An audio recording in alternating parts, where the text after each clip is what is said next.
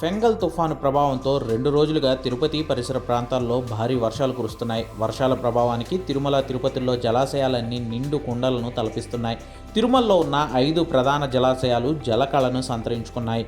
పాప వినాశనం, ఆకాశగంగ, గోగర్భం, కుమారధార, పసుపుధార జలాశయాలు పూర్తిగా నీటితో నిండి ఇంత అందంగా కనిపిస్తున్నాయి.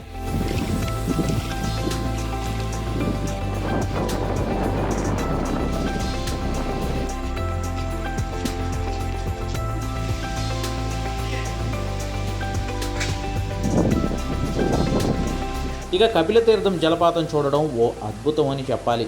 తిరుగిరుల నుంచి ఇంత ఉధృతంగా జాలువారుతున్న కపిలతీర్థం తిరుపతిలో భక్తులను, స్థానికులను విపరీతంగా ఆకట్టుకుంటోంది.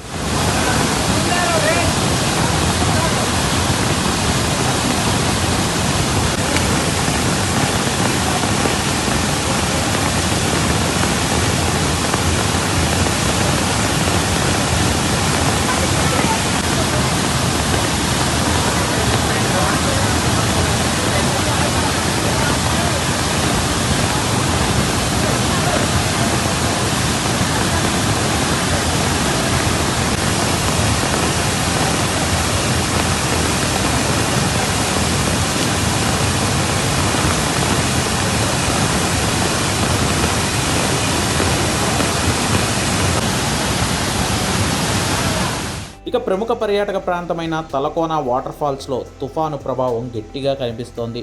తలకోన జలపాతం తీవ్ర ఉధృతిగా పారుతుండగా జలపాతం నుంచి వాహనాల పార్కింగ్ వరకు పూర్తిగా నీటితో నిండిపోయింది. వారం రోజుల పాటు తలకోన జలపాతం సందర్శనకు అనుమతి లేదని స్పష్టం చేస్తున్నారు ఫారెస్ట్ అధికారులు.